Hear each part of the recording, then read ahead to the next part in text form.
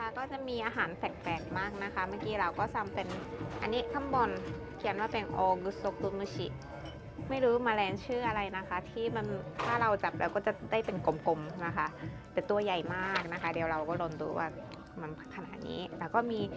ตุ๊กแกทอดนะคะ มีใครกล้ากินไหม ถ้ากล้ากินก็สั่งได้เลยนะคะ เป็นตุ๊กแกแบบทอดมันแล้วก็น่าอิ่มด้วยนะคะ แล้วก็มีหม้อนะคะ ถ้าพอดีเรามาช่วงหน้าหนาวนะคะ ก็มีหม้อนะคะ เราสั่งเป็นเนื้อกวางจะมีหมูปลาหมีแล้วก็มีนกอีกาบ้านนะคะมีแปลกๆแล้วก็ถ้ามาช่วงหน้าร้อนจะเป็นเปลี่ยนเป็นปิ้งย่างนะคะおすすめなのは鹿のすき焼き鍋が美味しいです。ロース肉なんで美味しいですよ。โอ้ตุ๊กแกใหญ่ こんなんじゃないもん。これ。 ใหญ่ でも全部食べれる頭から尻尾まで。 จะกินได้ตั้งหัวถึงฐาน ทอดกับกรอบ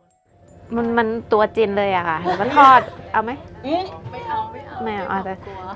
เอาตัวนี้ไหม อะไรคะตัวนี้อะไร เป็นแมลงอะไรโอกุโซกุมุชิแบบแมลงชนิดหนึ่งแมลงที่มันกลมๆได้อะถ้าจับแล้วก็ปุ๊บมันกลมๆได้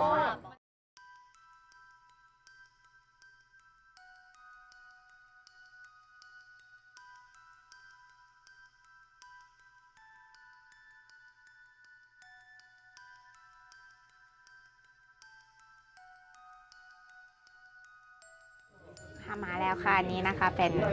ดิงม้านะคะเป็นสโมอกนะคะลองชิมดูนี่น่ากินไหม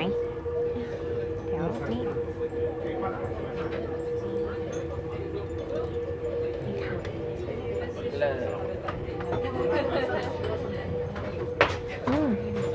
อร่อย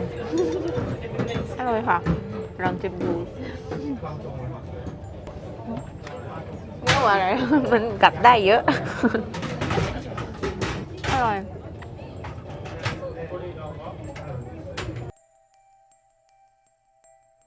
มาแล้วค่ะถึงเวลา ขออนุญาตก่อน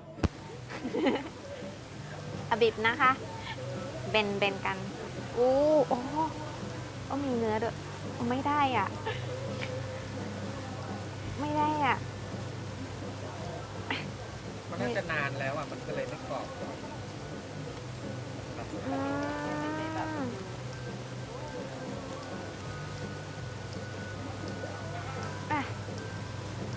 เป็นได้แล้ว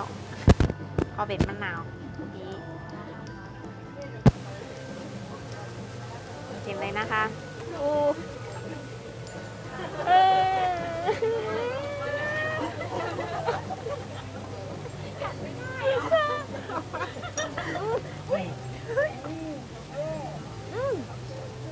รสชาติโอเครสชาติโอเคเหมือนยังไงแบบบรรยายได้ไหมมันถ้ารสชาติก็ให้ใกล้กุ้งหรือก้านนะคะมันกุ้งที่มีบางกุ้งอะไรนี้ก็รสอร่อยถ้าเราหลับตากินไม่มีปัญหา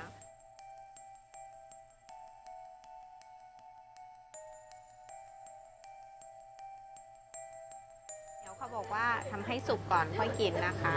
แล้วก็มีอันนี้ก็กวานเหมือนกันเป็นสเต็กนะคะน่าทานมากหอมมากเลย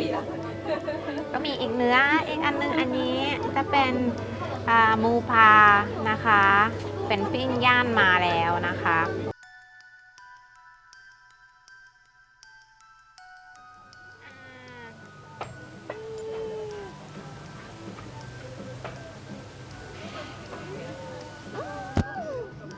อร่อยอยากให้ชิมอร่อยมากมันซาซิมิจะมีรสชาติมีซอสอยู่แล้วอร่อยมากอร่อย